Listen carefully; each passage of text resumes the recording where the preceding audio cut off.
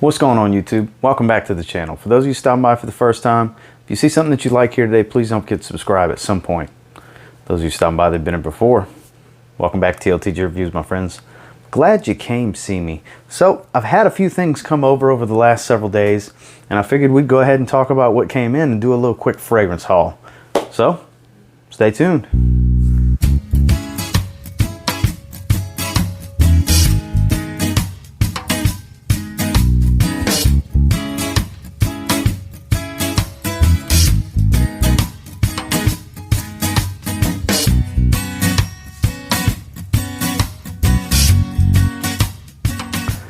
So I actually already pulled all these out the box to just save a little time. You know, if we do individual reviews later, we'll look at the boxes and the presentation and all that. But first of all, one that I actually picked up from Kingdom Fragrances from Steve, Fragrance Fanatic. His channel and Kingdom Fragrances are linked down below in the description if you want to check them out.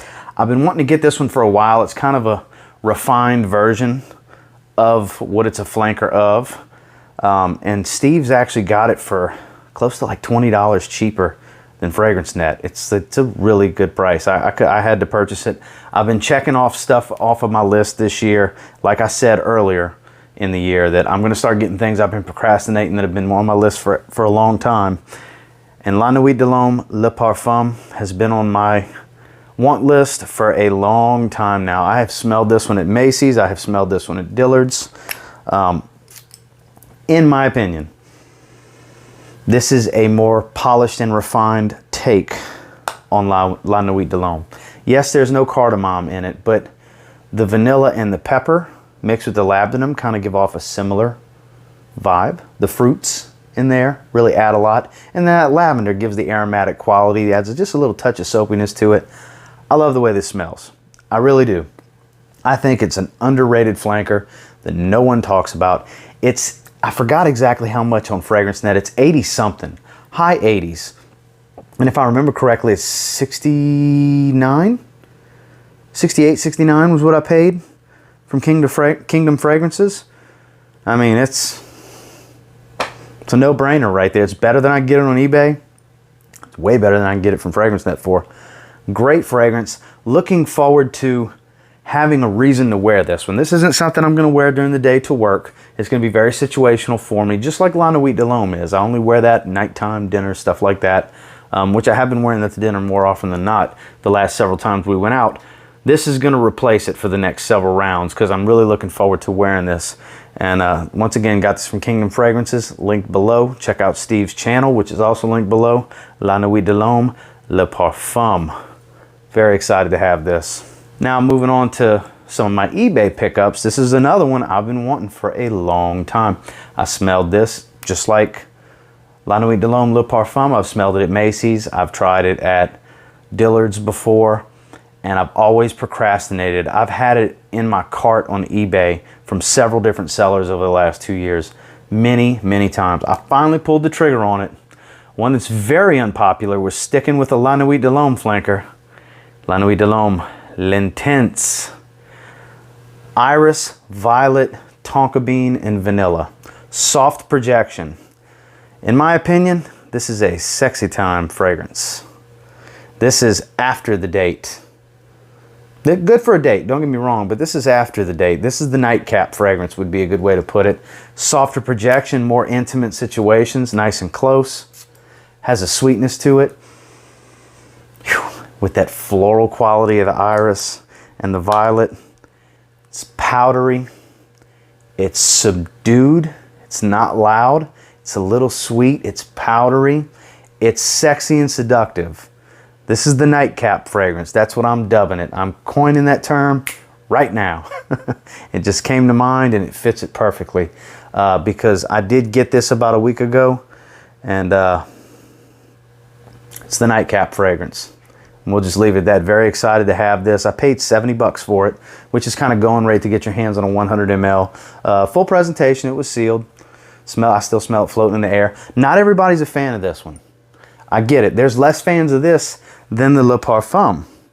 You know, so two of my pickups recently, La Nuit de Lome flankers. Two unpopular La Nuit de Lome flankers that I thoroughly enjoy. These two alone could go in a battle video. These two alone can be in a most hated fragrances video, and I probably will do a comparison which one's better to get. That's probably what I'll do with these two, is make kind of a battle type of video for flankers of La Nuit de Lome. So stay tuned for that. So like I said, got this one off of eBay, finally checked it off the list. La Nuit de Lome L'Intense. And then speaking of getting from eBay, I've actually had this one for about 2 weeks or so now, and I just haven't talked about it on the channel yet. I haven't worn it. It's not really good for this time of year. If you remember correctly, my last haul video, I had got a lot of the Prada Luna Rosa fragrances. So in this video, I got the other two that I don't have, besides the Extreme, the discontinued one. I don't have that one, but I have all the rest now. Prada Luna Rosa Black. My wife's exact words the first time I sprayed it and let her smell it on my arm: it smells kind of like Play-Doh. I said, you know what? And I started sniffing it. I said, it kind of does. Now that you say it like that in the opening, I don't know if it's the Angelica mixing with the tonka bean and the amber that's kind of causing that, but in the opening, yeah, it kind of can come across a little bit like Play-Doh. I was impressed, because after I smelled it a little bit, I'm like, that's pretty damn accurate. Good job, babe. But overall, powdery, not too loud, but definitely a solid projector. Long lasting, superstar in cooler weather. I've tested this a few times, most recently at the duty free at Hobby Airport a few months back, when I decided, okay, I got to get this one at some point. And once I started buying the Luna Rosas from other ones from the line, had to go ahead and grab it, even though I'm not going to be wearing it for probably 2 to 3 months until I actually pull this bad boy out and wear it. But just wanted to show you guys, I've had it for a couple of weeks, just haven't talked about it in a video or anything, so I figured I'd include it in this. But I did grab Prada Luna Rosa Black because I really just wanted to grab the line, really and truly. And to be the completionist that I am, I'll probably end up grabbing Extreme somewhere at some point this year. But pretty happy to have this one. Like I said, I did grab the rest of the Luna Rosa fragrances. I actually picked this one up from our friends at 7 Fragrances. I forgot what I paid. I've gotten so many things recently, I forgot what I paid for it. I know it was a really good price for the 75 ml. Prada Luna Rosa Eau Sport. The super light and airy version. Need a sprayer. Oh man. Soapy lavender, light and airy, crisp citron note. This is the best opening of the whole line. Not a strong performer. Not made to be a strong performer. I actually have the perfect video coming up for this fragrance. I'll be wearing this on my day off on Sunday. This is going to be, I mean, this is perfect for super hot weather. Spray away. It's light. It's airy. You can spray it heavy. It smells beautiful.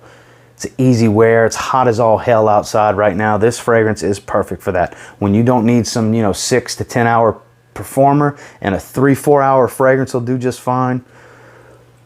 Super refreshing, super light and airy. Perfect for the summer. Once again, I grabbed this one at 7 Fragrances, and that link is down in the description below if you want to check them out.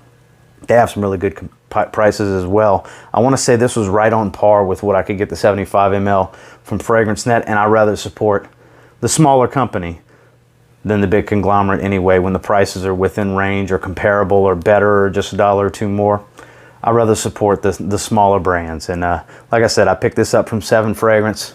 Shout out to you. You know who you are that runs the place. Pretty excited to have this one.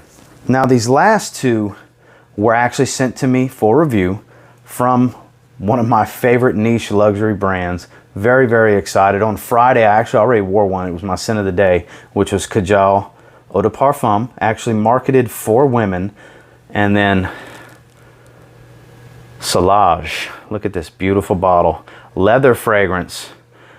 Bit of a carnation note, but Fragrantica will fool you. The carnation is not as dominant as Fragrantica shows you. Definitely a great leather though, with a spicy undertone. This stuff is fantastic.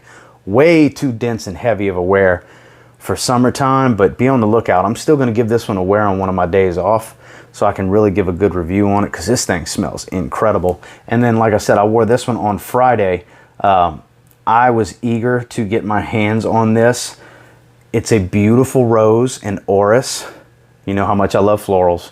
Very, very fresh up top. It's got 3 different citruses: Calabrian bergamot, Amalfi lemon, mandarin orange. They're fleeting. They hit you in the nose and they start to fade within the first 10-15 minutes, and then they're gone. And then you're left with this beautiful light rose note. Orris is powdery and floral. It's a really clean musk, and it's a performer. Full review coming either Monday or Tuesday on this one. I really enjoyed wearing this one, but super, super excited to have 2 more offerings from Kajal Perfumes. As a lot of you know, I swear by Kajal Homme. It's too hot for me to wear Yasmina. I love Yasmina, and I haven't even really given anywhere to Jihan because that's a oud and rose fragrance, and it's way too dense, dark, heavy, and oud for the summer down here. So that's another one, just like Sauvage. Gonna have to wait till it cools down to really do some heavy testing on that one, which I did spray this one on my arm already. This is a beautiful leather fragrance, probably the nicest leather fragrance I have outside of Dior Homme Parfum, which is classified as a leather fragrance as well. But don't sleep on these. So that's the rest of the pickups. I actually didn't pay for these. Full disclosure, they were sent to me for review, and I will be doing full reviews on these. Very, very excited to have these. And real quick, just a sidebar, I did already shoot a review on this. I'll actually put that right here if you want to check it out. Moustache, original 1949 from Rosa. So this was recent. I did get this in the last week as well. I actually got this well after I got Prada Luna Rosa Black. Just a quick side note, you've already seen me do a review on this one. This has already been on the channel. Just noteworthy that this was part of this go round of a haul, and there's one more fragrance that didn't make it in time. I do have a bottle. I got a great deal on a 200 ml of Dior Sauvage Parfum. So be on the lookout. I will be doing a full review on that one coming real soon as well. So that was everything, guys, and until next time, do me a real quick favor, go ahead and like, comment, subscribe. Do appreciate all the feedback. I love hearing from you guys. How many of these do you have already? I know a lot of you have probably tried Prada Luna Rosa Black already. I don't know how many of you have tried the others, especially the Nuit de Lome flankers, because they don't get a lot of love. Some of you may swear by them. Some of you are part of the crowd that can't stand them, you know, or just passed on them because you heard bad things. But I can assure you, I think they're fantastic fragrances, and I'll do something with both of those in a video coming up real soon.